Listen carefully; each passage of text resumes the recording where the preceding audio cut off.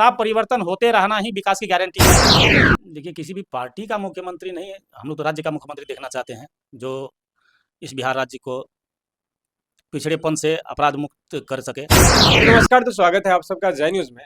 आज हमारे साथ क्या कहते हैं, डॉक्टर ए.के. मेहता हमारे साथ बात करने के लिए हैं और हम लोग आज चर्चा करने वाले हैं कि आने वाले विधानसभा में जो इलेक्शन होने वाला है बिहार विधानसभा का, उसमें किस पार्टी का वर्चस्व रहने वाले हैं, किस पार्टी से मुख्यमंत्री का कैंडिडेट जो है वो आगे बढ़ने वाले हैं, इन सारी चीजों के बारे में चर्चा करने वाले हैं। तो सबसे पहले स्वागत है अंकल आपका जय न्यूज में।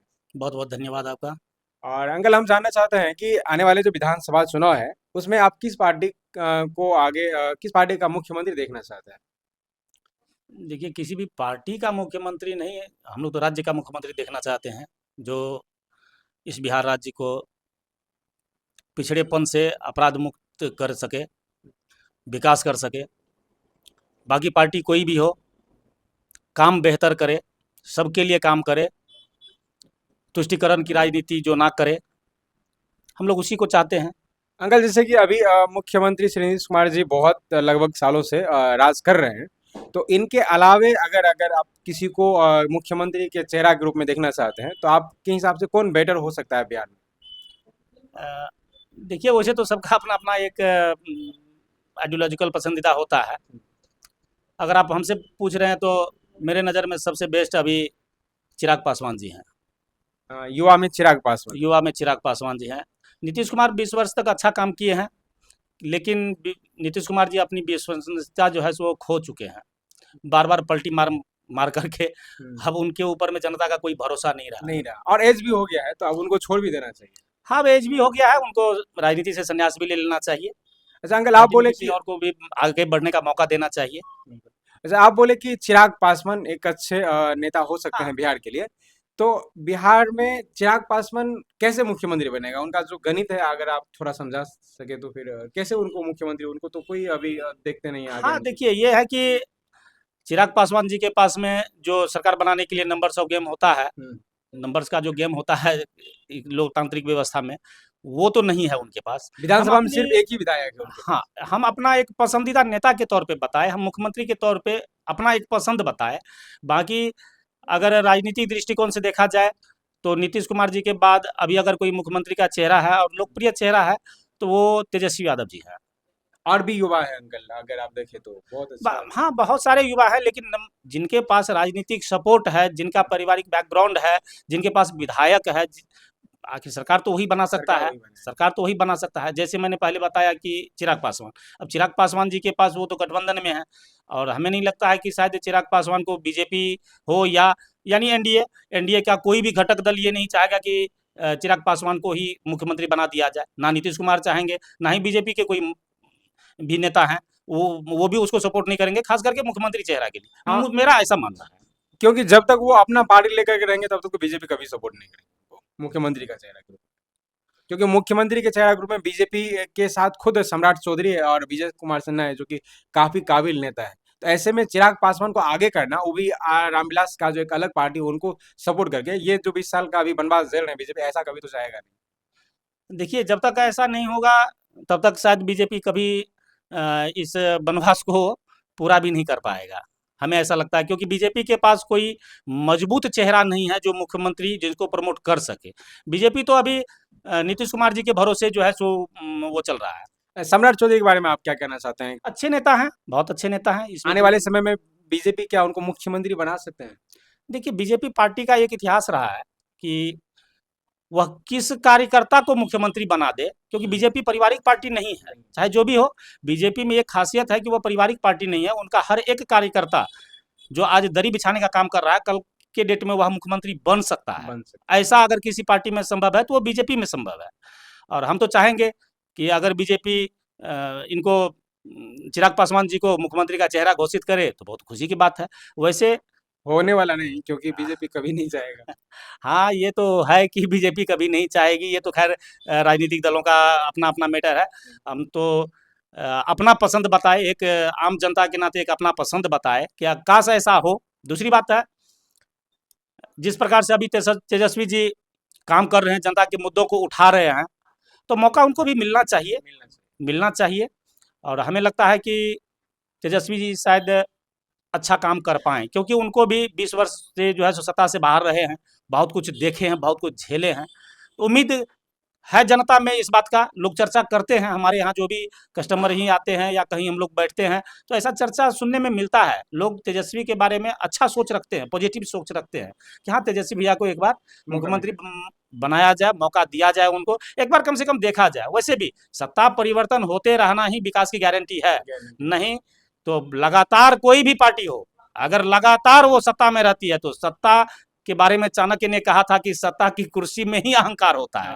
हाँ, और यही चीज इस टाइम नीतीश कुमार में भी देखने को मिल रहा है। मिल रहा है। कुर्सी की ही लालसा ऐसी है कि वह बार बार पलटी मार रहे हैं, बार बार पलटी मार रहे हैं। एक शिक्षित योग्य मुख्यमंत्री रहे हैं, काबिल मुख्यमंत्री रहे हैं, बहुत सारे काम भी किए हैं। बहुत सारे अच्छे काम भी किए हैं, ऐसा नहीं है। नीतीश कुमार जी बहुत अच्छे काम भी किए हैं, उनके काम को भुलाया नहीं जा सकता है।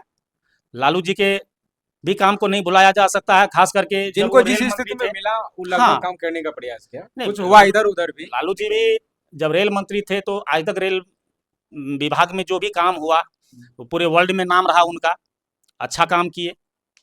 आने वाले समय में समीकरण क्या होने वाले हैं, मतलब चुनाव का क्या मुद्दा होने देखिए, वाला आ, समीकरण की जहाँ तक बात है तो बिहार में जातिगत राजनीति होती रही है, है? लेकिन अब वो जातिगत राजनीति टूट भी रही है। इस चीज़ को हम लोग जब एनालिसिस करते हैं, देखते हैं कि जैसे यूपी भी का भी जो चुनावी गणित था वो बिहार के जैसा ही था। वहाँ भी खास करके नॉर्थ इंडिया की ही बात किया जाए तो आपको जाति प्रथा शुरुआत से हाँ, ये तो सत्य है, लेकिन अब टूट रहा है। लोगों को रोजगार चाहिए, लोगों को सुरक्षा चाहिए, लोगों को भय मुक्त वातावरण चाहिए। अब लोगों को यही है, हम अपना काम कर रहे हैं, हमें कोई डर नहीं है। अगर हम 10 बजे रात को निकलते हैं, 12 बजे रात को निकलते हैं, गाँव में जाते हैं, लोगों को ऐसा समस्या होता है तो हमको 12 बजे में कॉल करता है कि सर हमारे यहाँ इस प्रकार की समस्या है, एक बार आना पड़ेगा। तो अगर भयमुक्त वातावरण है तो लोगों को भी सुविधा मिलता है कि हम अपने बाइक से जाकर के उनके घर पे उनका प्राथमिक उपचार कर देते हैं। अगर यही चीज़ भय बना रहेगा तो ना तो हम 7 बजे के बाद घर से निकलेंगे, जो कभी एक ज़माने में था, नहीं था सो भी बात नहीं है। बहुत पहले ऐसा बहुत पहले हम लोग देखे हुए हैं कि हम लोग एक घड़ी पहन करके नहीं निकलते थे, नया साइकिल लेकर के नहीं निकलते थे। उस दौर को भी देखे हुए हैं, लेकिन इस दौर को भी अभी भी देख रहे हैं। हाँ, धीरे धीरे कि परिवर्तन हो और परिवर्तन भी हो आया रहा है समाज में भी। जब तक सामाजिक परिवर्तन नहीं होता है तब तक कोई भी बलपूर्वक क्राइम को भी नहीं रोक सकता है। नहीं रोक सकता। अच्छा, आप क्या कहते हैं, चिराग पासवान और सम्राट चौधरी और तेजस्वी यादव में अगर आपको मुख्यमंत्री चूज करने का अगर ऑप्शन मिले आपको, तो आप किसे मुख्यमंत्री बनाना चाहिए? अगर मुझे ऑप्शन मिले तो हमारा तो पहला पसंद जो है सो चिराग पासवान जी हैं। हाँ, एक चीज़ और मैं बताना भूल गया, हमारा क्षेत्रीय नेता के तौर पे हमारा सबसे पसंदीदा नेता है पप्पू यादव। क्योंकि पप्पू यादव को बाढ़ के समय जब हम देखे न्यूज़ चैनल पे, ऐसे तो हम कभी नहीं मिले हैं। हाँ, एक बार हमको फ़ोन से बातचीत हुई थी जब एम्स में एक पेशेंट को ही कोई ज़्यादा परेशानी था, कैंसर वाला केस आया था और वो बहुत दर-दर भटक रहा था। उस टाइम हम पप्पू यादव जी से फ़ोन पे बात किए और उनका काम हो गया दिल्ली में। ये चीज़ मुझे बहुत अच्छा लगा। और यहाँ पे आस-पास में भी कुछ लोग ऐसे हैं जिनका मानना है कि आज अगर हम ज़िंदा हैं तो वो पप्पू यादव की वजह से ज़िंदा हैं। अंकल, एक बार हम भी उनके पूर्णिया वाले आवास पे जा करके मिले हैं। क्या कहते हैं, बातचीत तो नहीं हुआ था, बस सामने से मिले।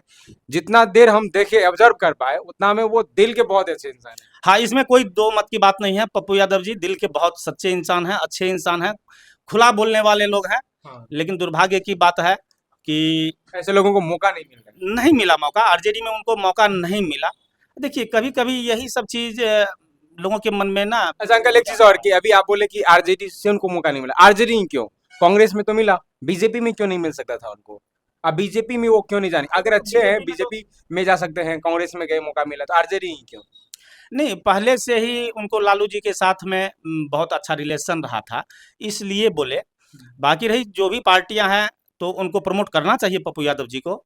पप्पू यादव जी जैसे अगर नेता हमारे बिहार का मुख्यमंत्री बनता है, चिराग पासवान जी जैसे नेता अगर मुख्यमंत्री बनता है, तेजस्वी जैसे युवा नेता अगर मुख्यमंत्री बनता है, सम्राट चौधरी जैसे अगर नेता मुख्यमंत्री बनता है, तो बहुत खुशी की बात है।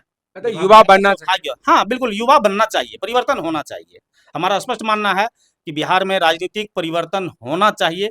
एक ही पार्टी, एक ही दल, एक ही नेता का शासन आपको क्या कहते हैं उसको तानाशाही को जन्म देता है। तानाशाही बिल्कुल सही बोले।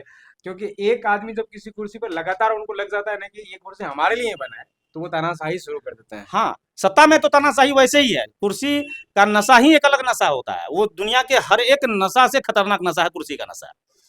अच्छा, इस बार जो चुनाव है, जैसे कि अभी आप बोल रहे थे कि इस बार चुनाव विकास का होने वाला है और रोजगार का होने वाला है। तो ऐसे में जैसे नीतीश कुमार जी हैं और सम्राट चौधरी बीजेपी एक साथ है, मतलब क्या कहते हैं, बीजेपी और जदयू एक साथ है। तो ऐसे में ये वाला जो अलायंस है एनडीए गठबंधन का, वो आपको कैसा लग रहा है? आने वाले समय में ये कंटिन्यू चलेगा या टूट जाएगा फिर से? नीतीश कुमार जी पे भरोसा नहीं किया जा सकता है, कभी भी पलटी मार सकते मतलब हैं। कभी भी जा सकते हैं। हाँ, वो तो कभी भी जा सकते हैं, उसपे भरोसा करना उचित नहीं है। हो सकता है कि अगर बीजेपी उनको मुख्यमंत्री कैंडिडेट आगे नहीं किए, तो वो आरजेडी के साथ आकर के मुख्यमंत्री तो कैंडिडेट बन देखिए, वो जाएंगे। कुर्सी के लिए वो कुर्सी कुमार हैं। आज के डेट में अगर कहा जाए, बहुत कदर करते हैं हम लोग नीतीश कुमार जी का, माननीय मुख्यमंत्री जी मुख्यमंत्री का। के। बहुत अच्छा काम भी किए हैं। सिर्फ एक चीज़ जो है हम लोगों को समझ में नहीं आया आज तक कि आखिर ये इतना पलटी क्यों मारे हैं? आखिर पलटी भी मारे तो सिर्फ कुर्सी पे ही बैठे-बैठे पलटी मारे। किसी भी के साथ में गठबंधन ही क्यों ना किए, लेकिन मुख्यमंत्री के कुर्सी पे हम ही बैठेंगे। हाँ? इससे तो स्पष्ट पता चल रहा है कि वो कुर्सी के लिए ही सब। इसीलिए उनका देखिए सोशल मीडिया वगैरह पे हम लोग तो उतना ज़्यादा नहीं रहते हैं, फिर भी देखते रहते हैं। कभी कभार अगर सोशल मीडिया का इस्तेमाल करते हैं, खोलते हैं, तो देखते रहते हैं उनका नाम कुर्सी कुमार कर दिया गया है। चलिए अंकल, आज आपसे बात करके बहुत अच्छा लगा। बाकी और भी चीजें पे टॉपिक पे बात चलते रहेगा।